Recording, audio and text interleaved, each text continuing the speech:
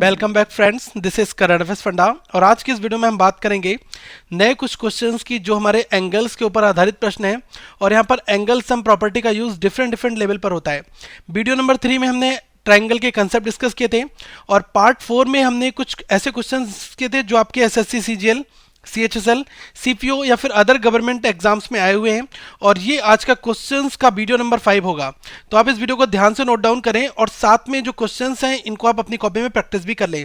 दोस्तों, अगर पहली बार आप ये वीडियो देख रहे हैं तो इस चैनल को आप सब्सक्राइब करके बेल आइकॉन पर क्लिक कर लें ताकि रेगुलर अपडेट्स आप तक आते रहें। और इस वीडियो को लाइक जरूर करें, कमेंट करके अपने क्वेश्चंस डाउट पूछ सकते हैं और साथ में इस वीडियो को शेयर करना ना भूलें। एक चीज मैं आपको बताना चाहूंगा कि इस वीडियो को तैयार करने में, क्वेश्चंस को तैयार करने में मिस्टर गौरव ने काफी हेल्प की है। नेक्स्ट बात की जाए सबसे पहले क्वेश्चंस की। पहले मैं ध्यान से आपको क्वेश्चन बताऊंगा। ये सारे के सारे क्वेश्चन जो हैं वीडियो नंबर 3, जो वीडियो का पार्ट 3 है उस पर आधारित हैं। इसमें कहा गया if the sides of a triangle are extended in both the sides then sum of the exteriors angles so formed in both sides is. ये CHSL 10+2 2014 में आया हुआ है। इस क्वेश्चन में ये कहा गया है कि एक आपका ट्रायंगल है और उसमें क्या है कि हमने दोनों साइड से उसको एक्सटेंड कर दिया है। तो मैं अभी आपको करके बताता हूँ कि इसका मतलब क्या है। सपोज करिए कोई ये आपका ये ट्रायंगल है और ये है A, B और C, ठीक है। अब इसमें मैंने क्या किया कि सबसे पहले इस वाली साइड को CA को मैंने यहाँ पर एक्सटेंड किया, तो ये वाला हमारा एक्सटीरियर एंगल बन गया। फिर हमने क्या किया कि AB इसमें इसको मैंने एक्सटेंड किया तो एक हमारा एक्सटीरियर एंगल ये वाला बन गया। इसी तरह से हमने BC को एक्सटेंड किया तो हमारा एक एक्सटीरियर एंगल ये बन गया। अब एक तो तरीका ये है एक्सटेंड करने का। एक और तरीका है कि सपोज करिए कि आपका ये ट्रायंगल है A, B और C, ठीक है।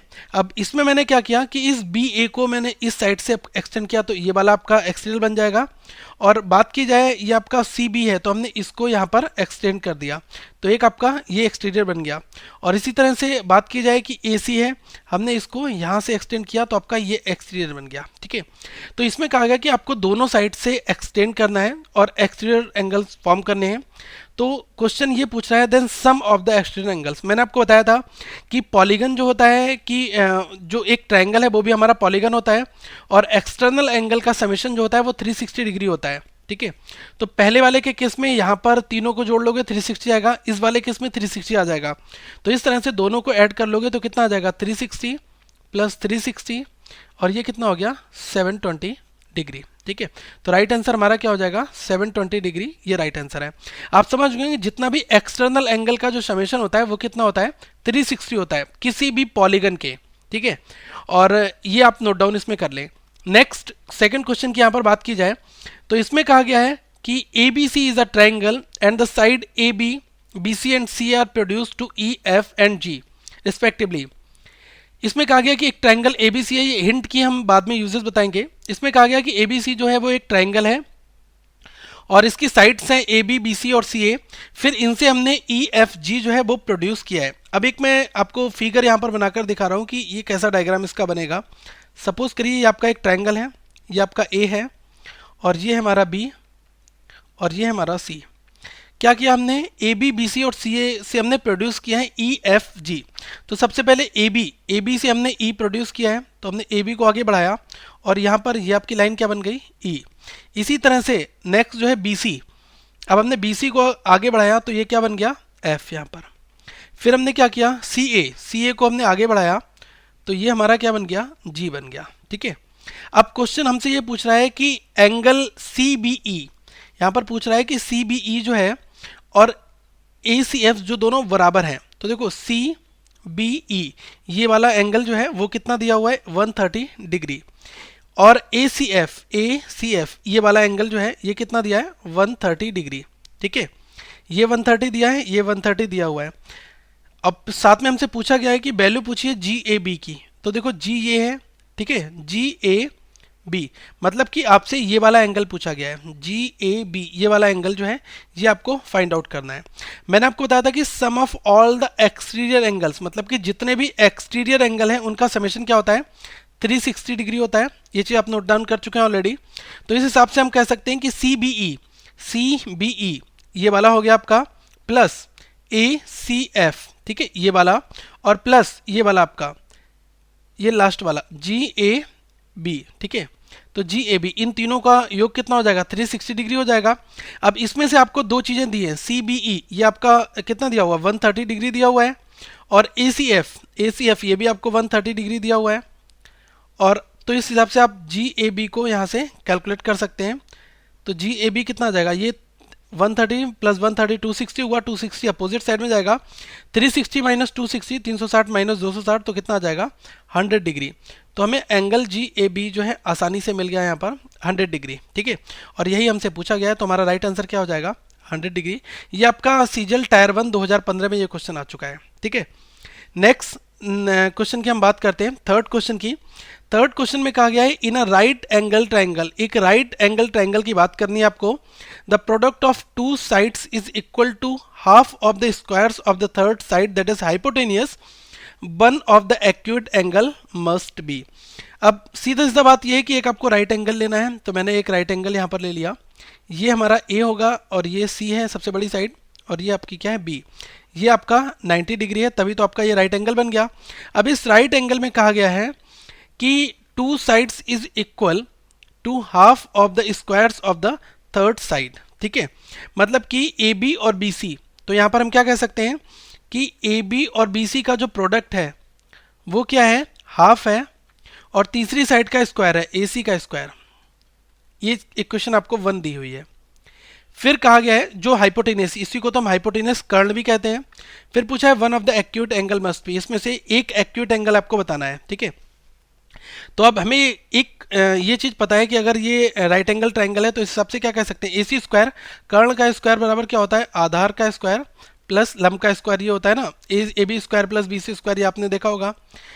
अब यहाँ पर क्या है कि इस वाले फंडे में अगर बात करूं तो ए सी स्क्वायर की वैल्यू निकालनी है, 2 से इधर मल्टीप्लाई कर सकते हैं, ठीक है। ए सी स्क्वायर क्या हो जाएगा 2 ए बी और बी सी, तो इस ए सी स्क्वायर की जगह पर हम क्या रख सकते हैं 2 into A B into B C is equals to क्या हो जाएगा, अब ये आपका क्या हो जाएगा ए बी स्क्वायर, ठीक है, प्लस बी सी स्क्वायर, इसको आप एज इट इज रखो, A B square plus B C square, ठीक है। अब ध्यान रखना कि ये आपका एक फॉर्मूला बन जाएगा। अब इसको मैं क्या करने वाला हूँ, A B square plus B C square minus 2 A B और into B C equal to 0 कर सकता हूँ, और ये कंप्लीट चीज किसके बराबर हो जाएगी, ये हो जाएगी आपकी A B minus B C का होल स्क्वायर के बराबर, ठीक है, इक्वल टू 0। तो इस केस में हम क्या कह सकते हैं कि ए बी बराबर बी सी हो जाएगा ये हमारा, ठीक है। अल्टीमेटली आपको ये यहाँ से मिल जाएगा। जब ये चीज़ मिल गई तो हम कह सकते हैं ट्राइंगल जो है वो क्या है, आइसोसेलेस ट्राइंगल भी है, तो देन ट्राइंगल इज आइसोसेलेस भी है, आइसोसेलेस ट्रायंगल भी है, ठीक है। अब आइसोसेलेस ट्रायंगल भी होगा, अब एक साइड 90 है तो अदर साइड क्या हो जाएंगे 90 डिग्री हो जाएंगे, और आइसोसेलेस में क्या है दो साइड आपकी इक्वल होती है, इसे आपको पता होना चाहिए। तो यहाँ पर हमें पता है कि वन एंगल जो है 90 डिग्री है, वन आप कह सकते हैं कि वन एंगल इज 90 डिग्री, तो रिमेनिंग वाले क्या बचेंगे 180 माइनस 90 जो है ये आपका बच जाएगा, मतलब कि 90 डिग्री बच गया। अब दो साइड जब आइसोसेलेस में इक्वल होती हैं तो क्या है कि जब साइड इक्वल तो उनके सामने के एंगल भी इक्वल होंगे, तो क्या है 90 डिग्री डिवाइडेड बाई 2 कर दो, तो यहाँ से मुझे 45 डिग्री और 45 डिग्री के दो एंगल मिल जाएंगे। तो आपसे यही क्वेश्चन पूछ रहा है कि आपको एक एक्यूट एंगल बताना है, उसमें से कौन सा बनेगा। एक्यूट एंगल क्या होता है लेस देन 90, तो अब एक 45 दोनों 45 के बनेंगे, एक आपका 90 का बन जाएगा। तो एक एक्यूट एंगल कितने डिग्री का होगा 45 डिग्री का होगा। आई होप आपको ये क्वेश्चन भी समझ में आ गया होगा। नेक्स्ट क्वेश्चन की बात करते हैं नंबर 4 की।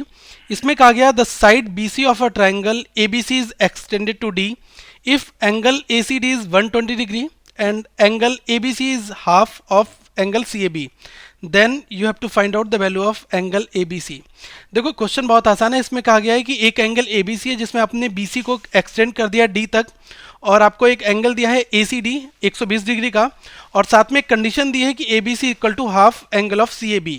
तो आपको एंगल ABC फाइंड आउट करना है। अब देखो सबसे पहले हम इसमें क्या करते हैं कि एक डायग्राम बना लेते हैं छोटा सा। अब इस डायग्राम में क्या करा हमने, इसको हमने A दे लिया, इसको हमने B दे दिया, इसको C दे दिया। अब हमने BC को एक्सटेंड कर दिया है कहाँ तक D तक, ठीक है। और फिर एंगल दिया है ACD ये वाला एंगल जो है ये 120 डिग्री आपको दिया गया है। अब साथ में ये वाली कंडीशन आपको दी है कि angle ABC is equals to half of angle CAB। अब ये CHSL 2014 का क्वेश्चन आया हुआ है, इसलिए थोड़ा ध्यान से देखना है इसको। अब इसमें मैंने आपको एक एक्सटीरियर एंगल थ्योरम जो वीडियो नंबर 3 में बताई थी कि ये आपका एक्सटीरियर एंगल है, तो ACD जब एक्सटीरियर एंगल है तो इस वाली साइड को छोड़कर जो दोनों इंटीरियर होंगे इनका समीशन होगा। सपोज करो ये I1 है और ये I2 है, तो इन दोनों का समीशन जो होगा वो इस 120 डिग्री के बराबर होगा। अब इन दोनों को कैसे आप लिखोगे, अब देखो ABC मैंने लिख दिया एंगल ABC प्लस, अब इस वाले I2 को कैसे नोट करोगे, BAC angle BAC that is equals to 120 degree. अब यहाँ से अगर बात की जाए कि ये जो CAB की वैल्यू अगर आपको निकालनी है एंगल CAB, तो ये आपका क्या हो जाएगा, 2 से मल्टीप्लाई इधर कर दो, 2 एंगल ABC आपका ये बन जाएगा। अब यहाँ पर देखो चाहे आप एंगल BAC लिखो चाहे CAB लिखो, बीच में आपका A आना चाहिए, तो ये दोनों इक्वल चीज़ें हैं। तो इस वाली वैल्यू के प्लेस पर हमने क्या रख दिया, 2 एंगल ABC, और यहाँ पर आप एज इट इज़ ABC ही रखो इक्वल टू 120 डिग्री। अब 2 ABC, 1 ABC, 3 ABC हो जाएंगे, और इस हिसाब से एंगल ABC कितना आ जाएगा, 120 डिग्री डिवाइड बाई 3, तो यहाँ से हमें कितना मिल जाएगा, 40 डिग्री। तो यही आपसे पूछा है, तो आपका राइट आंसर क्या हो जाएगा, 40 डिग्री। ठीक है, नेक्स्ट क्वेश्चन की हम यहाँ पर बात करते हैं नंबर 5 की। इसमें कहा है कि इन अ ट्राइंगल ABC, AB और AC बराबर है और BAC जो है वो 40 डिग्री दिया है। तो आपसे पूछा गया then external angle at B आपको निकालना है। ये CGL टायर 1 2013 का क्वेश्चन है। ठीक है, तो इसमें भी आपको क्या करना है कि आप एक डायग्राम फॉर्म कर लो। अब मैंने क्या किया, इस डायग्राम को बना लिया। अब ये A है और ये B है और ये C है।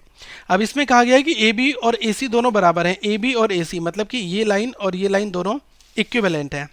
साथ में BAC ये वाला एंगल जो है ये आपको 40 डिग्री यहाँ पर दिया हुआ है। अब पूछा जा रहा है कि एक्सटर्नल एंगल एट B, तो एक्सटर्नल एंगल B के ऊपर कैसे बनेगा, जब आप इस CB को थोड़ा सा आगे बढ़ाएंगे तो ये वाला एक्सटर्नल एंगल ये आपसे पूछा गया है क्वेश्चन में। फाइन, तो अब सबसे पहले आप देख लो, इस तरह के क्वेश्चंस में कभी भी अगर आपसे पूछा जाए तो क्या है कि ये वाला आपका एक्सटर्नल एंगल है और ये दोनों साइड इक्विवेलेंट है। ठीक है, तो इस केस में हम क्या कर सकते हैं कि ये वाला जो अगर एक्सटर्नल एंगल है तो अगर मुझे इसके इक्विवेलेंट क्या हो जाएगा, एक अपोजिट साइड पे ये वाला इंटीरियर और ये वाला इंटीरियर, ये दोनों इसके इक्विवेलेंट होते हैं, ये एक्सटीरियर एंगल थ्योरम हमारी कहती है। ठीक है, तो हम क्या कह सकते हैं कि एंगल A, इसको हम एंगल A कह सकते हैं, angle A plus angle C that is equals to, ये क्या हो जाएगा आपका एंगल B के बराबर हो जाएगी। ठीक है, ये वाला जो एक्सटीरियर एंगल दिया हुआ है। ठीक है,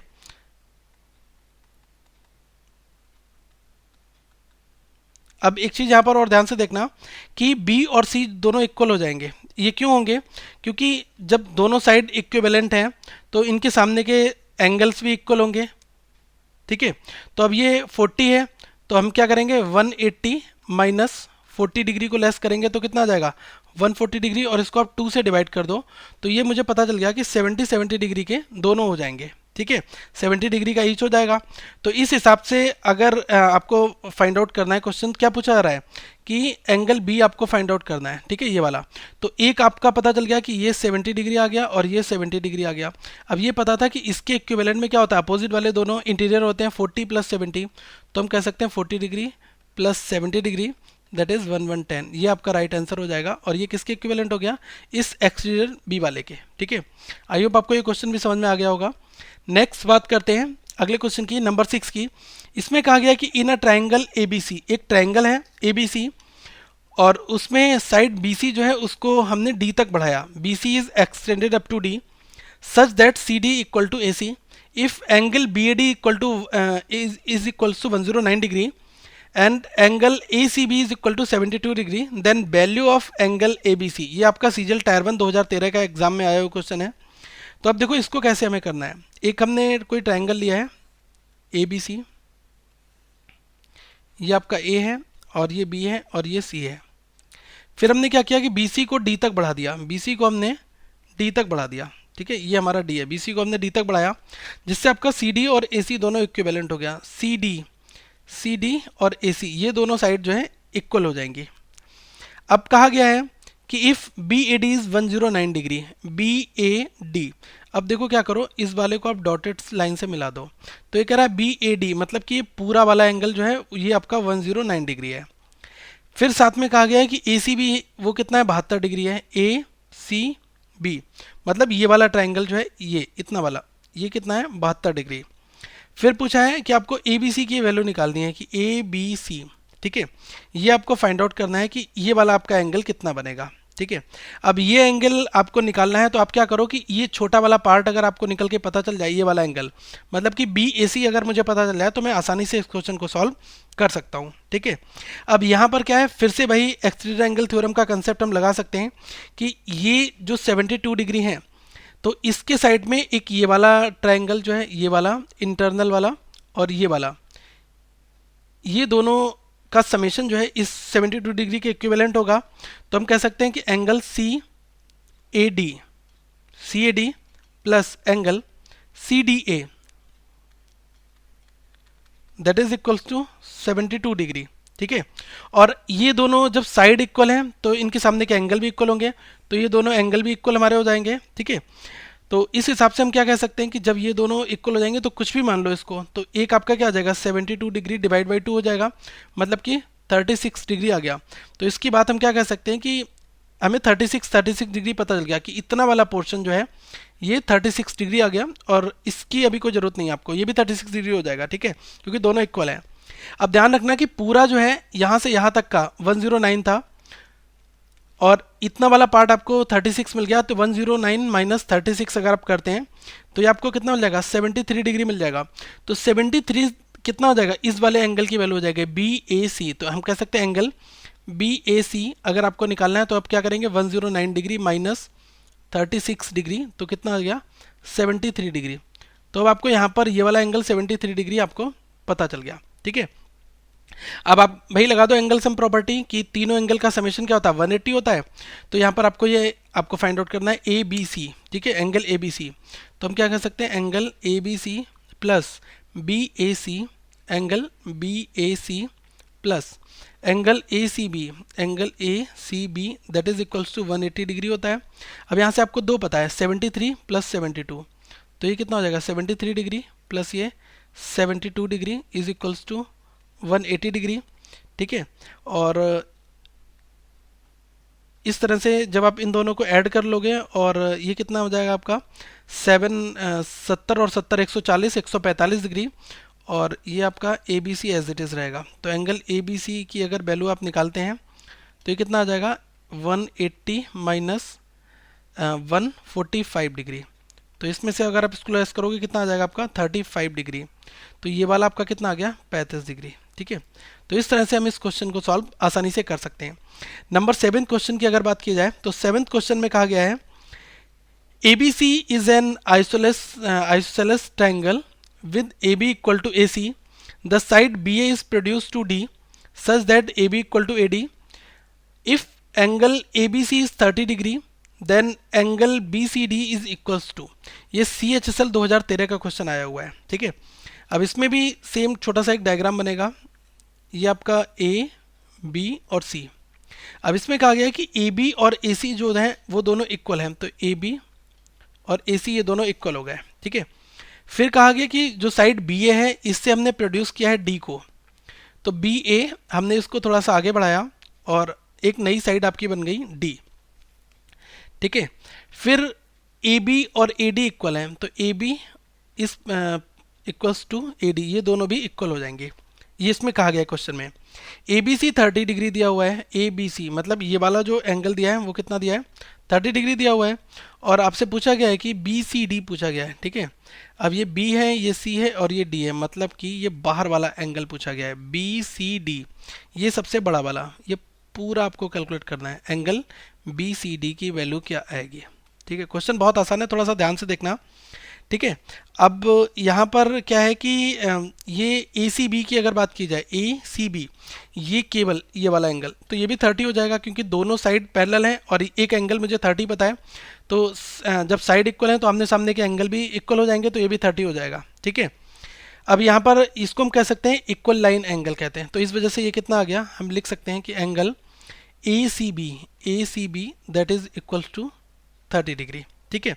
अब यहाँ पर क्या है कि एक्सटीरियर एंगल थ्योरम आप लगा दो, तो angle CAD that is equals to, अब अगर मैं CAD की बात कर रहा हूँ, CAD ये वाले की, ये आपका एक्सटीरियर एंगल है कि अगर आप केवल अभी डी वाले को छोड़ दो तो सी ए डी ये आपका एक्सटीरियर एंगल है। और एक्सटीरियर एंगल में क्या है कि दोनों इनर एंगल जो इंटीरियर एंगल होते हैं 30, ये दोनों दिए हुए हैं ना 30 + 30, तो ये इक्विवेलेंट किसके हो जाएंगे, इस वाले के सी ए डी। तो यहाँ से C A D is equal to कितना हो जाएगा 30 degree plus 30 degree that is 60 degree. ठीक है, ये मुझे पता चल गया कि ये 60 डिग्री आ गया। ठीक है, अब फिर से वही एंगल सम प्रॉपर्टी यहाँ पर लगा दो। एंगल सम प्रॉपर्टी अगर मैं लगाता हूँ तो मुझे पता है एंगल सी ए डी, ये वाला देखना C A D, angle C A D plus angle A D C, angle A D C, angle A D C plus angle A C D, A C D. ठीक है, ये तीनों किसके बराबर हो जाएंगे 180 डिग्री के बराबर। और एक चीज़ ध्यान रखना कि ये मुझे सी ए डी कितना पता है 60 डिग्री पता है। ठीक है, सी ए डी क्या है 60 मुझे पता है यहाँ पर। तो इन दोनों की अगर वैल्यू की बात की जाए कि angle A D C plus angle A C D, ये कितना हो जाएगा 180 - 60 हो जाएगा, मतलब कितना हो गया 120 डिग्री। अब एक चीज़ और ध्यान देना यहाँ पर ए डी सी, ए डी सी, अब ये वाली साइड इक्विवेलेंट किसके है A C D, A C D. अब ये दोनों साइड इक्वल हैं तो एंगल भी इक्वल होंगे, तो हमने मान लिया कि ये तो इक्वल हैं, तो क्या हो जाएगा 120 डिग्री डिवाइड बाई 2, मतलब कि 60 डिग्री ईच हो जाएगा यहाँ पर। ठीक है, अब हमसे क्वेश्चन क्या पूछ रहा है, तो ये मुझे पता चल गया कि ये 60 डिग्री केवल इतना वाला आया है, ये इतना वाला पोर्शन केवल। ठीक है, अब पूरा निकालना है, पूरा निकालने के लिए 60 + 30 कर दो, 60 डिग्री प्लस 30 डिग्री, तो ये कितना आ गया 90 डिग्री। ये आपने कंप्लीट कैलकुलेट कर लिया। और ये आपका पूरा वाला एंगल कौन सा बनेगा B C D, angle B C D that is equals to 90 degree. सब जगह जो बेसिक फंडा फॉलो हो रहा है एक्सटीरियर एंगल थ्योरम का हो रहा है, क्योंकि ये थ्योरम बहुत इंपॉर्टेंट थी। वीडियो नंबर 3 में डिस्कशन हमने इसका किया है। नेक्स्ट नंबर 8 क्वेश्चन की अगर बात की जाए तो 8 क्वेश्चन में कहा गया है कि एंगल एक ट्राइंगल दिया हो ए बी सी, जिसमें आपका angle A plus angle B 118 degree दिया है, angle A plus C 96 degree दिया है, और फाइंड करना है आपको एंगल ए। ये आपका सीजल टायर 1 2014 में आया हुआ क्वेश्चन है।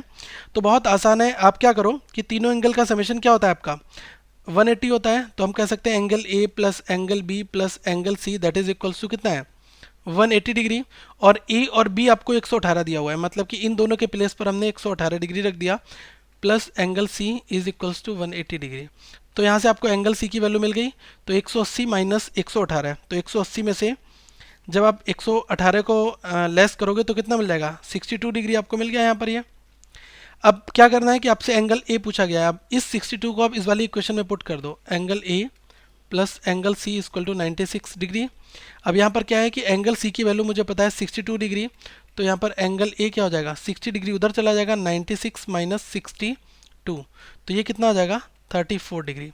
ये तो बहुत आसान क्वेश्चन है, आप only without pen and pencil के भी एग्जाम्स में सॉल्व करेंगे इसको।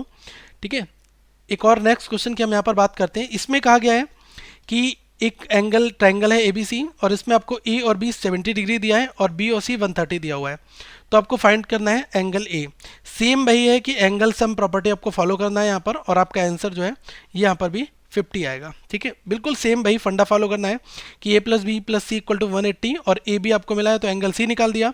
अब सी निकाल दिया तो यहाँ पर सी से बी निकाल दिया, अब ए और बी निकाल दिया, तो ए बी सी से तो आप सी तो निकाल सकते हो, ए को निकाल सकते हो। ठीक है, जब आपको बी और सी मालूम है तो काफ़ी आसान क्वेश्चन है, कुछ भी ज़्यादा इसमें नहीं है। और सबसे बड़ी चीज़ मैं आपको बताना चाहूँगा, जब आपसे केवल एंगल ए पूछा गया है और केवल आपको ये वाली चीज़ बी और सी दिया हुआ है 130, तो इस वाले का तो कोई यूज़ है ही नहीं यहाँ पर। तो क्या है कि मुझे पता है कि ए प्लस बी प्लस सी 180 होता है, और यहाँ पर बी और सी की वैल्यू आपको पता है, तो बी और सी 130 डिग्री रखोगे तो इसमें से 130 माइनस कर दो, डायरेक्टली आपको 50 आ गया। कोई ज़्यादा यूज़ का तो कोई यूज़ हुआ ही नहीं, ये केवल आपको कन्फ्यूज़ करने के लिए दिया हुआ है। ठीक है, नेक्स्ट बात की जाए नंबर 10 की, तो इसमें कहा गया है कि एक ट्राइंगल है एबीसी, जिसमें आपको angle A plus half of angle B plus angle C equal to 140 degree दिया हुआ है, तो आपको एंगल बी फाइंड आउट करना है। ठीक है, अब ये सीजीएल टायर 2 2014 में क्वेश्चन आया था, काफ़ी आसान क्वेश्चन है। अब इस केस में क्या करो कि इसको आप डिनोमिनेटर को यहाँ पर ख़त्म कर दो, तो ये क्या आ जाएगा 2 angle A plus angle B plus ये क्या हो जाएगा 2 angle C is equal to 2 की मल्टीप्लाई भी 140 से हो जाएगा, कितना आ गया 280 डिग्री। अब मुझे ये पता है कि angle A plus angle B plus angle C क्या है आपका 180 डिग्री होता है। तो इस हिसाब से जब आप इस दोनों इक्वेशन को सॉल्व करोगे तो आपको ए बी सी जिसकी वैल्यू की जरूरत पड़े वो निकालते रहना और इसी में पुट करके आप सारी इक्वेशन को फाइंड आउट कर सकते हैं। अल्टीमेटली आपका आंसर कितना आएगा 80। ठीक है, ये आप क्वेश्चन खुद से सॉल्व करना है, आपका असाइनमेंट है। कोई भी प्रॉब्लम आती है कमेंट बॉक्स में जरूर रिप्लाई करना, आपको हमारे रिप्रेजेंटेटिव जो हैं वो आपकी क्वेरी का रिप्लाई करेंगे।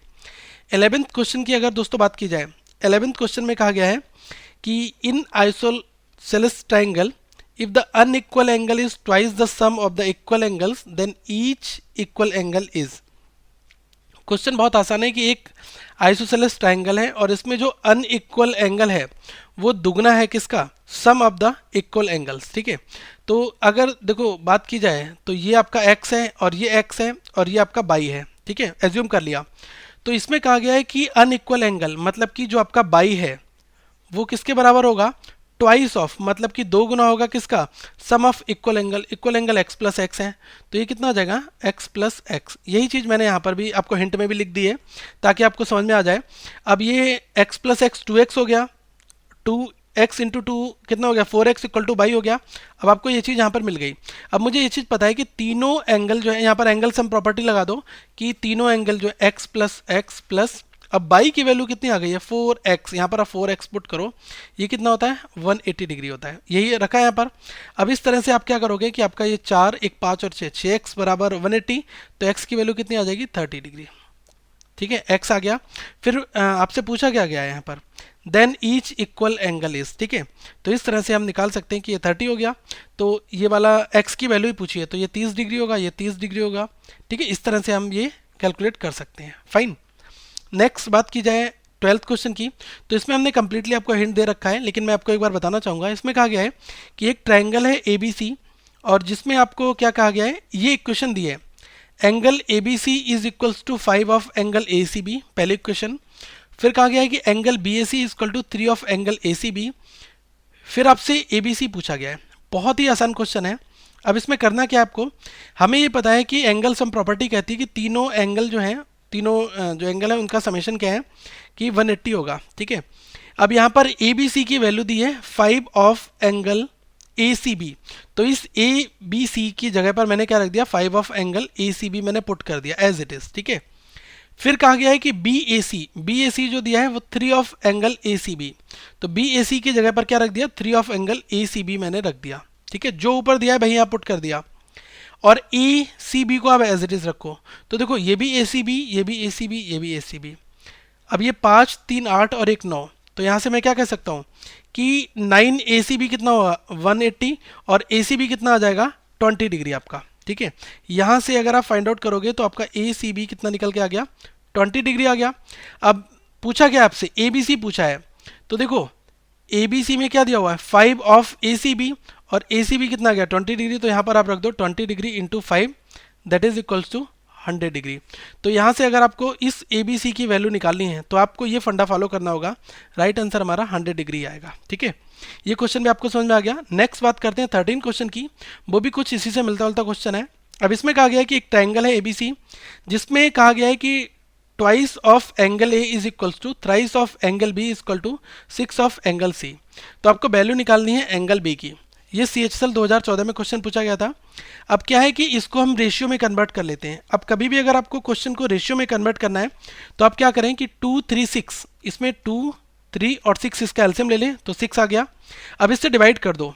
ठीक है, तो डिवाइड जब हम करते हैं 2 एंगल ए को अगर हमने 6 से डिवाइड किया और ये कितना आ जाएगा 3 ऑफ एंगल बी, इसको हमने 6 से डिवाइड करा और 6 एंगल सी इसको 6 से डिवाइड करा, तो अल्टीमेटली आपको रेशियो यहाँ पर निकल कर आ जाएगा। रेशियो क्या आ जाएगा, ये आपका 3 बार कटा, ये आपका 2 बार कटा और ये आपका 1 बार कटा। तो हम कह सकते हैं रेशियो जो 3:2:1 का रेशियो आ गया, ये ए बी सी का रेशियो हो जाएगा। ठीक है, ए बी सी रेशियो निकालने का ये फंडा भी, ये शॉर्टकट है तो आप इसको फॉलो कर सकते हैं। अब इस ब्याप पर अगर जब हमें पता चल गया कि ए बी सी का रेशियो है तो आप इसको के मान लो या फिर एक्स मान लो, कुछ भी मान लो। तो एंगल सम प्रॉपर्टी जब आप यहाँ पर अप्लाई करोगे तो ये क्या है 3x plus 2x plus x हो जाएगा। 3 2 5 प्लस 1 6, 6 इक्वल टू 180।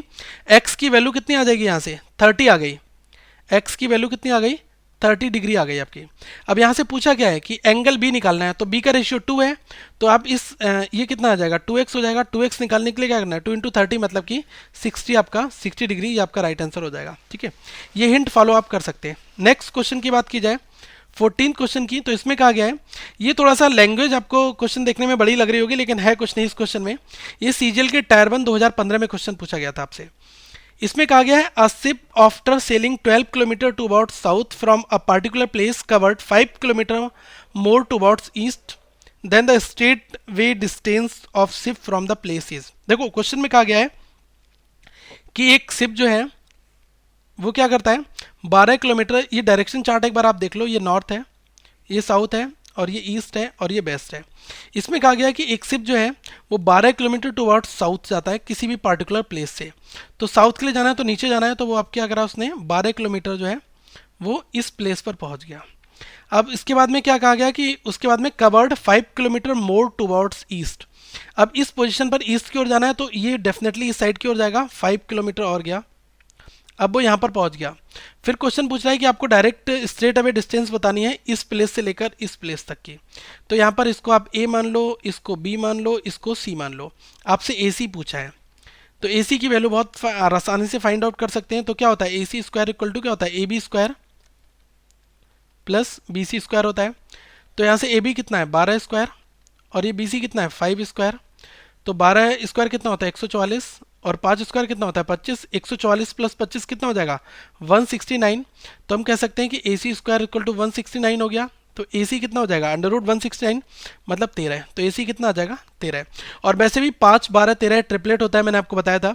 तो आप इसका ऑप्शन देख कर ही डायरेक्ट आंसर लगा सकते हैं। कभी भी आपको दो साइड दिए हैं 5 12 तो तीसरी आपकी ये जो हाइपोटेनस है 13 हो जाए, क्योंकि ये ट्रिपलेट बनाते हैं। ठीक है, ट्रिपलेट के बारे में मैंने ट्रिग्नोमेट्री में डिस्कस किया था, आगे भी मैं आपको इस तरीके के कुछ और क्वेश्चन बताऊंगा।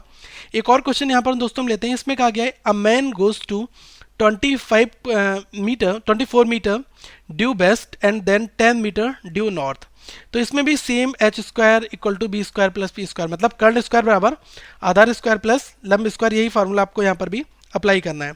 तो इसमें कहा गया है सेम डायरेक्शन चार्ट भी हमारा वही कहता है, नॉर्थ है, ये साउथ है और ये ईस्ट है और ये वेस्ट है। इसमें कहा गया कि 24 मीटर वेस्ट की ओर, तो वेस्ट की ओर हमने इस डायरेक्शन में 24 मीटर गया, फिर वो यहाँ पहुँच गया। फिर उसके बाद में देन 10 मीटर नॉर्थ, तो हमने 10 मीटर नॉर्थ यहाँ पर मूव करा के इस प्लेस पर पहुँचा दिया। फिर आपको डिस्टेंस बतानी स्टार्टिंग पॉइंट से, मतलब कि ये वाली चीज़ कैलकुलेट करनी है। तो ए है, ये सी है और ये बी है। तो हम क्या कह सकते हैं कि अगर मुझे ए सी निकालना है तो ए सी स्क्वायर इक्वल टू क्या हो जाएगा 10 स्क्वायर प्लस 24 स्क्वायर। तो यहाँ से 10 स्क्वायर होता है 100, 24 स्क्वायर कितना होता है 576, 576 प्लस 100 कितना हो गया 676, और 676 की वैल्यू क्या है ए सी स्क्वायर। तो ए सी की वैल्यू क्या आ जाएगी, ये हो जाएगा आपका 26 का स्क्वायर। तो ए सी इक्वल टू 26 हो गया। तो यही हमारा आंसर भी हो जाएगा। आई होप आपको ये क्वेश्चंस क्लियर हो गए होंगे। ये आपका सीजीएल टायर 2 2014 में आया था। ऐसे क्वेश्चंस देखने में थोड़े से बड़े लगते हैं लेकिन ये वन लाइनर होते हैं एक तरह से। अगली वीडियो में दोस्तों हम कुछ और नए क्वेश्चंस की बात करेंगे। आप इस लोगो पर क्लिक करके चैनल को सब्सक्राइब जरूर करें। आप फॉलो कर सकते हैं ट्विटर पर हमें यहाँ पर, और साथ में फेसबुक पर आप यहाँ से इस लिंक से फॉलो कर सकते हैं करंट अफेयर्स फंडा कैफ के नाम से। और हमारी वेबसाइट है, यहाँ पर आप रेगुलर विजिट कर सकते हैं नए क्वेश्चंस के लिए। साथ में दोस्तों वीडियो को लाइक करें, चैनल को सब्सक्राइब करना ना भूलें और शेयर जरूर करें। Thank you friends, have a good day.